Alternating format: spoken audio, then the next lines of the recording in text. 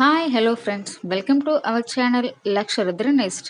என்னுடைய சேனலை சப்ஸ்கிரைப் பண்ணி சப்போர்ட் பண்ணுற அனைத்து அன்பார்ந்த உள்ளங்களுக்கும் என்னுடைய மனமார்ந்த நன்றிகள். இந்த வீடியோவில் என்ன பார்க்க போகிறோம் அப்படின்னா, மகாலயபட்சம் 2025 எப்பொழுது யாருக்கெல்லாம் தர்ப்பணம் கொடுக்க வேண்டும், பெண்கள் கடைபிடிக்க வேண்டியவை, தர்ப்பணம் செய்ய முடியாவிட்டால் என்ன செய்வது, இதனை பற்றி இப்பதிவில் காணலாம்.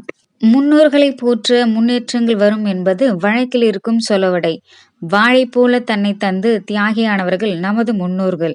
அந்த முன்னோர்களை மனதில் நினைத்து வழிபடுவதன் மூலம், பித்ருகளுக்கு திதி கொடுப்பதன் மூலமும் நாமும் நமது சந்ததியும் அமைதியான வாழ்க்கை வாழ முடியும். அதை சில காரணங்களால் மறந்தோ செய்ய முடியாமல் போனாலோ இப்போது அதை செய்யலாம்.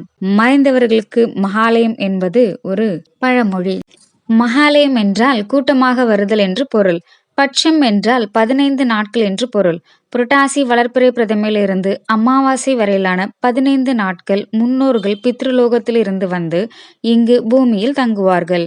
இந்த நாட்களே மகாலய பட்சம் எனப்படும். இக்காலகட்டங்களில் ஜாதி மத வேறுபாடின்றி முன்னோர் ஆத்மா சாந்தி அடைய தம்மால் என்ற முன்னோர் வழிபாட்டை செய்தல் வேண்டும். இந்த காலத்தில் முன்னோர் வழிபாடு செய்தால் சில பல பாவ விமோச்சனம் பெறலாம் என்பதும் ஐதீகம். தத்தம் வாரிசுகளின் உதவியின்றி ஆத்மா சாந்தி அடைவது அத்தனை எளிதல்ல என்பர். முறையான முன்னோர்களுக்கான வழிபாடு இறந்தவர்களின் ஆத்மாவை பிறவா நிலைக்கு எடுத்து செல்லும். ஒரு ஆத்மாவை சாந்தியடை செய்பவர் அதற்கான புண்ணிய பலனை பெறுவர். இதனை தொடர்ந்து செய்பவர்கள் சிரமங்கள் இன்றி தமது வாழ்க்கை பாதையை நிர்ணயித்து கொண்டு மகிழ்வுடன் செல்லலாம். மகாலயத்தில் வரும் அமாவாசை சிறப்பானது. அதுவும் அன்றைய தினம் பித்ருக்கள் என்பவருக்கு பசி தாகம் அதிகம் இருக்கும். அதை போக்க கருப்பு எள் கலந்த தண்ணீரை தர்ப்பணம் செய்ய வேண்டும் என சாஸ்திரங்கள் கூறும். தர்ப்பணம் என்றால் திருப்திப்படுத்துதல் என பொருள். அந்த சடங்கில் தர்ப்பையின் மேல் விடும் எள்ளும் அரிசியும் நீரும் அவர்கள் பல நாட்கள் உட்கொள்ளக்கூடிய நல்ல ஒரு உணவாகும். ஆகவே அந்த தர்ப்பணத்தை செய்து அவர்களின் தாகத்தை தீர்ப்பது நம் கடமை. இதை சரிவர செய்யாதவர்களை முன்னோர்களின் ஆன்மா வருந்திட சாபமிட அது பல வருடங்கள் தலைமுறையாக தொடரும் பொழுது ஜாதகங்களில் கடுமையான தோஷம் பிரதிபலிக்கும். அது குடும்பத்தை மிகவும் பாதிக்கும் என்பார்கள். அகால மரணங்கள், மனக்கோளாறுகள், வறுமை, சந்ததி இல்லாமை போன்ற பல இன்னல்களும் இடையூறுகளும் தொல்லைப்படுத்தும். வாழ்விலுள்ள சந்தோஷத்தை கெடுக்கும் என்பார்கள். இக்காலங்களில் அன்னதானம் செய்தால் அது பல தோஷங்களை நீக்கும் எனவும் கூறுவர். இறந்தவர் திதி தெரியாத உறவுகள் இக்காலத்தில் திதி கொடுத்து ஆண்டுதோறும் திதி கொடுத்த பலனை அடையலாம். ஆண் வாரிசு இல்லாத பெண்கள் அருகில் உள்ள சிவனார் ஆலயத்தில் மோட்ச தீபமிட்டு ஆத்ம சாந்திக்கு வழிபாடு செய்யலாம். கடுமையான பித்ருதோஷம் உள்ளவர்கள் திலஹோமம், தர்ப்பணம், அன்னதானம் செய்து தீர்க்க வேண்டும். இதில் குரு உபதேசத்தின்படி வசுக்கள், அதாவது பெற்றோர்கள், ருத்திரர் தாத்தா பாட்டி, ஆதித்ய தாத்தா கொல்லுப்பாட்டி ஆகிய வசுருத்ர ஆதித்ய ரூபத்தில் வழிபட்டு பித்ரு பூஜைகளை செய்ய வேண்டும். இவர்கள் தவிர சாந்தியடைய சிரமப்படும் ஆத்மா என்னும் வகையில் மனைவி, 18 வயதுக்கு மேற்பட்ட மகன், மகள் மற்றும் அத்தை, பெரியப்பா, சித்தப்பா என்கிற பலரும் இத்தகைய வளையத்தில் வருவர். கயா போன்ற இடங்களில் சிரார்த்தம் செய்யும் போது பல முன்னோர்களுக்கு ஒவ்வொருவரும் பிண்டம் வைத்து வேண்டுவதை கண்கூட காணலாம். எதுவும் செய்ய முடியாமல் இருப்பவர்கள் உளமாற வேண்டிக்கொண்டு பசுமாட்டிற்கு 9 வாழைப்பழங்கள் கொடுப்பது, புண்ணிய தலங்களிலுள்ள கடல், நதி இவற்றில் குளித்து சூரிய நமஸ்காரம் செய்து வழிபடலாம். அமாவாசை அன்று காலை சூரிய உதயத்தின் போது கடலில் எடுக்கப்பட்ட நீரை வீட்டிற்கு கொண்டு வந்து தீர்த்தமாக தெளித்து வேண்டிக் கொள்வதால் வீட்டிலுள்ள தோஷங்கள் விலகும் என்பார்கள். பாவங்களில் பெரிய பாவம் பித்ருக்களின் கர்மாவை நிறைவேற்றாமல் இருப்பதுதான் என்பது நம் முன்னோர்கள் வகுத்து கொடுத்த வழி. முன்னோர் ஆத்மசாந்தி அடைய மனிதனாக பிறந்த ஒவ்வொருவரும் இக்கடமையை செய்தல் வேண்டும் என்பார்கள். ஆத்மசாந்தி அடைய உதவுவது என்பது மிக பெரிய விஷயம். அதை செய்பவர் குடும்பம் மென்மேலும் சிறந்து விளங்கும். குருமார்களை வைத்து இதை செய்ய முடியாதவர்கள் அரிசி, வாழைக்காய் தட்சிணை கொடுத்து திருப்தி செய்யலாம். அன்னதானம் செய்வது 7 ஜென்மங்களின் பாவங்களை போக்கும்.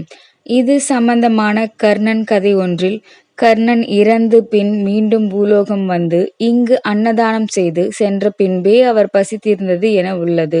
முற்பிறவியில் நாம் செய்த அல்லது நம் முன்னோர் செய்தவை பூர்வ கண்மம் எனவும், நாம் அனுபவித்து மிதந்தவை சஞ்சித் கண்மம், மூன்றாவதாக பிராப்த கண்மம். இது நம் பிறவிக்கான காரணம் கொண்ட அமைந்த வினை. இதில் தீவினைகள் வாழ்க்கையில் பெரிய பிரச்சனை உருவாக காரணமாகிறது. அதை போக்கவே நீர்த்தார் கடன் செய்கிறோம். யமதர்மன் அனுமதியுடன் பித்ருலோகத்திலிருந்து சூரிய பகவானின் ஒளிக்கதிர்கள் மூலம் நமது முன்னோர்கள் சூட்சமமாக இங்கு வந்து நாம் செய்யும் எளிய வழிபாட்டை ஏற்று ஆசி கூறும் காலம் இந்த மகாலயபட்சம் என்கிறது கருட புராணம். இந்த 15 நாட்கள் எந்த சுபகாரியமும் கூடியவரை செய்யார்.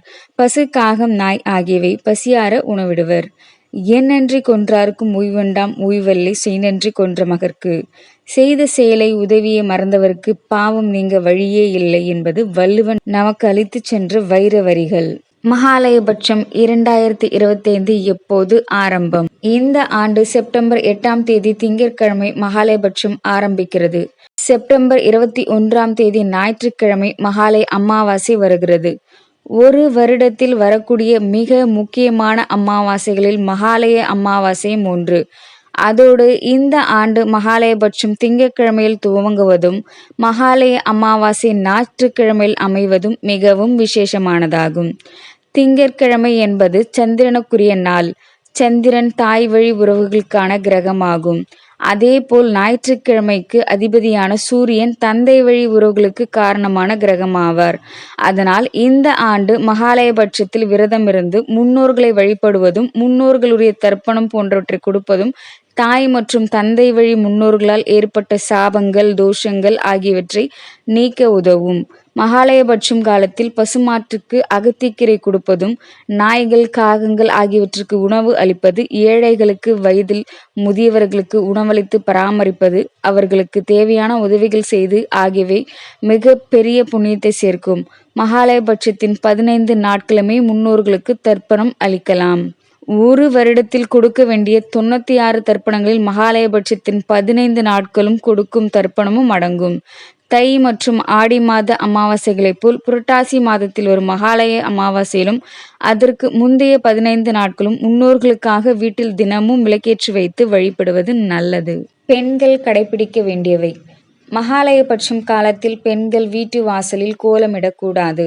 அதேபோல் வீட்டில் அமங்கலமான சொற்களை பேசுவதையோ, வீட்டை சுத்தமில்லாமல் வைத்திருப்பதையோ தவிர்க்க வேண்டும். திருமணமான பெண்கள் எள்ளும் தண்ணீரும் இறைத்து முன்னோர்களை வழிபடக்கூடாது. காகத்திற்கு அன்னமிட்டு முன்னோர்களுக்கு படையலிட்ட பிறகே வீட்டில் உள்ளவர்கள் உணவு சாப்பிட வேண்டும். பெண்கள் வீடு தேடி வருபவர்களுக்கு இல்லை என்று சொல்லாமல் சிறிதளவாது தானமளிக்க வேண்டும். விரதத்திற்கு சமைக்கும் பெண்கள் எந்த காரணத்திற்காகவும் வெறும் வயிற்றுடன் பட்டினியாக இருந்து சமைத்தல் கூடாது. மகாலயபட்சத்தில் செய்ய வேண்டியதும் தவிர்க்க வேண்டியதும். மகாலயபட்ச காலத்தில் எவர் ஒருவர் சிராத்தம் கொடுக்கிறாரோ அவர் முடி வெட்டுவதை தவிர்க்க வேண்டும். இந்த 15 நாட்களும் சைவ உணவுகளை மட்டுமே உண்ண வேண்டும். அதுவும் வீட்டில் சமைத்த உணவுகளை மட்டுமே உண்ண வேண்டும். அசைவ உணவுகளை கண்டிப்பாக முற்றிலும் தவிர்க்க வேண்டும். தர்ப்பணம் கொடுக்கும் போது 3 தலைமுறை முன்னோர்களின் பெயர்களை கண்டிப்பாக சொல்லி தர்ப்பணம் கொடுக்க வேண்டும். என்னால் எல்லா நாளும் தொடர்ந்து தர்ப்பணம் செய்ய முடியவில்லை என்றால் என்ன செய்வது? ஒரு நாள் தர்ப்பணம் செய்யவும். நான் ஒரு நாள் தர்ப்பணம் செய்வதென்றால் அதை செய்வதற்கு ஏதாவது முக்கியமான நாட்கள் உண்டா? முக்கியமான நாட்கள் பரணி நட்சத்திரம் உள்ள நாள், வயாதீபத யோகம் உள்ள நாள், அஷ்டமி திதி, திரையோதசி உள்ள நாள். இந்த நாட்களில் தர்ப்பணம் செய்தால் இதை கயசோத்திரத்தில் செய்ததற்கு சமம். சில தவிர்க்க முடியாத காரணத்தினால் மகாலய தர்ப்பணம் இந்த 15 நாட்களில் செய்ய முடியவில்லை என்றால் என்ன செய்வது? சில தவிர்க்க முடியாத காரணத்தினால் மகாலயபட்சம் தர்ப்பணம் செய்ய தவறவிட்டால் நமது சாஸ்திரங்கள் மற்றும் ஒரு காலத்தையும் கொடுத்திருக்கிறது. இது வரும் மாதத்தில் உள்ள அடுத்த கிருஷ்ணபட்சத்தில், அதாவது தமிழில் ஐப்பசி மாதம் சந்ததர்மா நாட்காட்டிப்படி, அஸ்வினா அல்லது சூரியமா நாட்காட்டிப்படி துலா மாதத்தில் செய்ய வேண்டும். இந்த மகாலயபட்சத்தில் முன்னோர்களுக்கு தர்ப்பணம் கொடுப்பதால் என்ன பயன்கள்? இந்த மகாலயபட்சத்தில் நமது முன்னோர்களுக்கு நாம் பித்ரு வழிபாட்டை மேற்கொள்வதால் நமது தீவினைகள் அகலும் என்பது நம்பிக்கையாகும். நமது முன்னோர்கள் செய்த பாவ புண்ணியங்கள் நம்மையும் தொடரும் என்று இந்து சமயத்தில் நம்பப்படுகிறது. மகாலயபட்ச காலத்தில் நாம் செய்யும் தர்ப்பணத்தால் நம்மை வாட்டி வதைக்கும் தீவினைகள் அகலுவதாகவும் நம்பப்படுகிறது. பித்ருதோஷம் நீங்க மகாலய புண்ணிய காலத்தில் விரதம் இருந்து நம்முடைய வீடு தேடி வரும் முன்னோர்களுக்கு தர்ப்பணம் செய்து அவர்களது ஆசியை பெற்றுக்கொள்ளுங்கள். அனைவரது வாழ்விலும் நல்லதே நடக்கட்டும். இந்த வீடியோ உங்களுக்கு பிடிச்சிருந்தா லைக் பண்ணுங்க, ஷேர் பண்ணுங்க, சப்ஸ்கிரைப் பண்ணுங்க, கமெண்ட் பண்ணுங்க. நன்றி, வணக்கம். தேங்க்ஸ் ஃபார் வாட்சிங்.